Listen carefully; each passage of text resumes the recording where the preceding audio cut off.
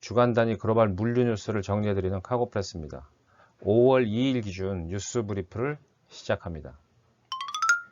DSV가 어질러티를 전격 인수했습니다. 이에 따라 양사 매출액을 합칠 경우 글로벌 3위 물류기업으로 등극하게 됩니다. 공식적으로 DSV 파날피나죠. 미국이 유타이를 인수하고 지난 2019년에는 파날피나를 인수했습니다. DSV는 말이죠.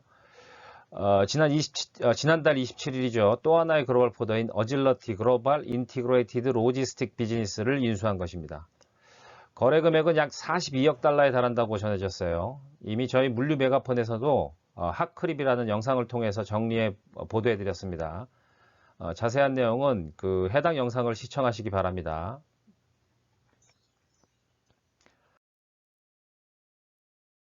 다음은 에어인디아가 기존 페리 차터 형식으로 운영 중이던 인천 델리 구간의 항공편을 코로나 이전 형태와 같이 전기편 운항 서비스로 전환 복귀했다고 합니다.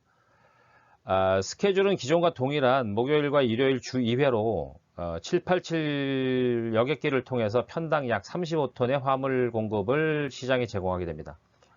이번 전기편 복귀는 차터 운항의 한계를 극복하고요. 시장의 안정적인 공급을 보장하게 됐다는 점에서 시장에게는 아주 반가운 소식이 아닐 수 없습니다. 현재 에어인디아의 GS를 맡고 있죠. 라온항공은 이번 복귀 소식에 대해서 사실 그동안 화물기도 아닌 여객기 페리 차터 운항이 상당한 어려움이 있었지만 성실한 영업으로 시장에 신뢰를 줄 수 있게 돼서 에어인디아의 본사도 결단을 내린 것이라고 밝혔는데요. 영업적인 측면에서 들쑥날쑥한 화물 수요를 유치하는 게 남몰 고충이 있었다는 것으로 알려지고 있습니다. 페리 차터 하는 업체들 입장에서는 이런 게 고민스럽기도 하죠. 한편 라온항공은 향후 현 주 2회 서비스를 주 4회로 증편할 수도 있다는 계획을 조심스럽게 알려왔습니다. 글로벌 뉴스입니다. 2020년 기준 세계 탑10 화물공항 실적 순위가 발표돼서 알려드립니다.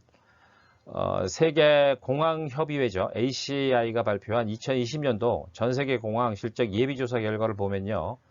지난해 전 세계에서 가장 많은 화물, 우리가 통계에서는 CARGO 카고와 프레이트를 좀 구분합니다.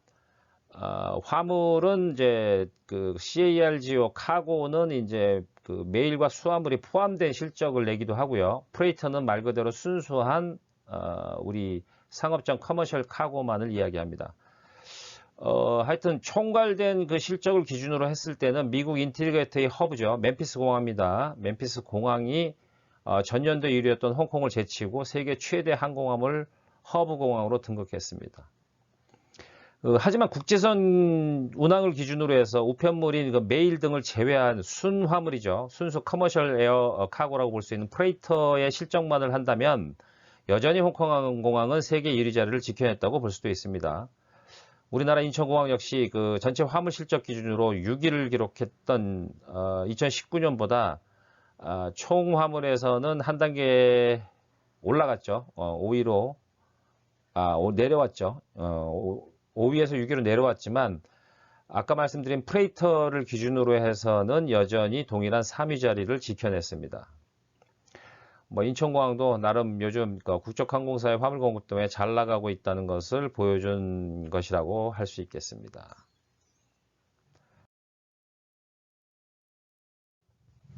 실크웨이 웨스트입니다. 우리가 세븐엘이라고 얘기하는 화물 전용 항공사이죠. 아제르바이잔의 실크웨이 웨스트 세븐엘이 보잉 777 5대 프라이트 5대를 도입하기로 계약을 체결했습니다. 보잉사 기종인 747-400 화물기 7대하고 747 8F죠. 8F 5대를 운영 중인 세븐엘은 이번에 추가로 5대의 777 화물 전용기를 도입했습니다. 사인을 한 거죠. 그래서 기존 항공기당을 대폭 확대한다는 계획, 일종의 프로젝트 같은 거라고 할 수 있습니다. 777 기종은 아마 오늘 2023년부터 27년 사이에 순차적으로 인도할 예정인데요. 이 777 화물기가 도입되면 실크웨이 웨스트의 화물 공급력은 크게 확장될 것입니다. 현재 실크웨이 웨스트 에어라인은 현재 연간 한 35만 톤의 화물을 수송 중이고요. 전 세계 목적지가 한 40여 개 노선이 됩니다. 월 한 350편 이상의 정기성 화물 운항을 하고 있다는 이야기입니다.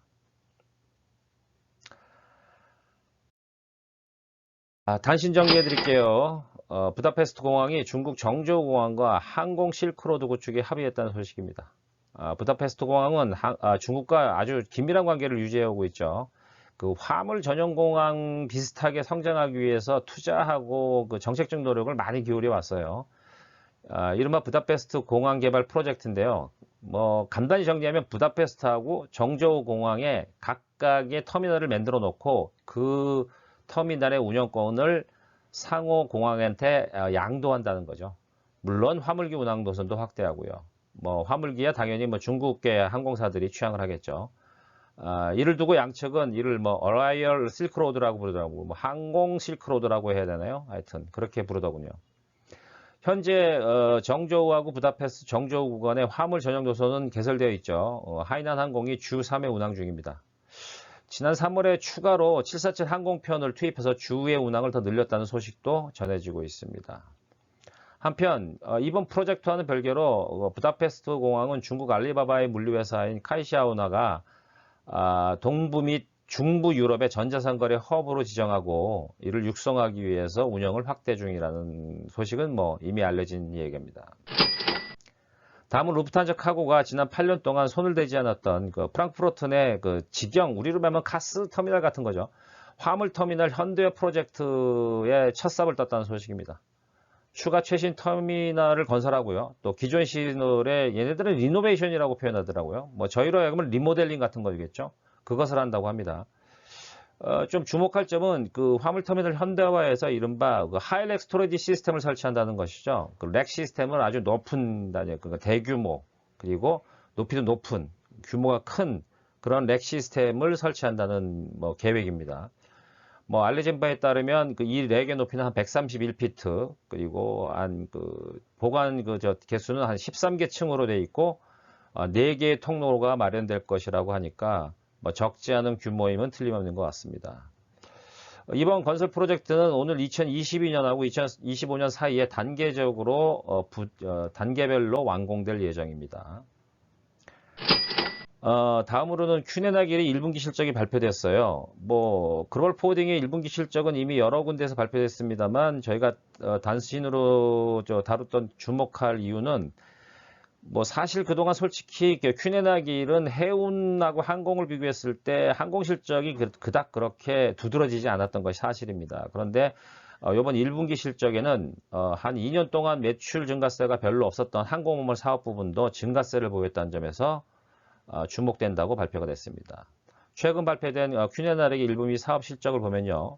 총 매출은 60억 스위스 프랑입니다. 전년 동기비 22.8%의 증가세를 보였습니다. 세전 수입, 수입 이익이라고 그러죠. EBIT를 기준으로는 132.2%가 증가했어요. 4억 3,100만 스위스 프랑을 기록했고요. 순이익은 128.8%가 늘어난 3억 1,800만 스위스 프랑을 기록했습니다. 증거율이 통상 100%가 넘습니다. 한편 1분기 항공화물 부문 실적만 보면요. 43만 3천 톤의 항공화물을 처리했고요. 이는 전년 동기비 16%의 증가세를 보인 겁니다.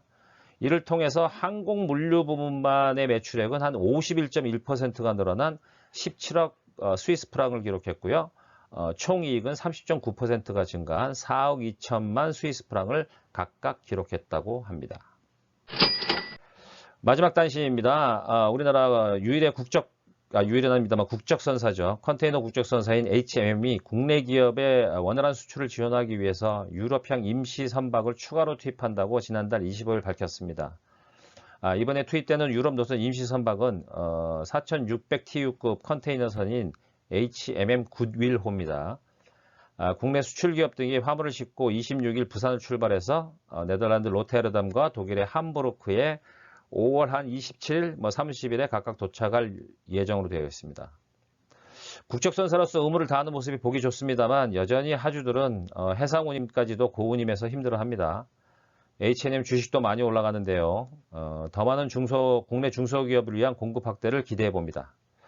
오늘은 여기까지입니다. 감사합니다.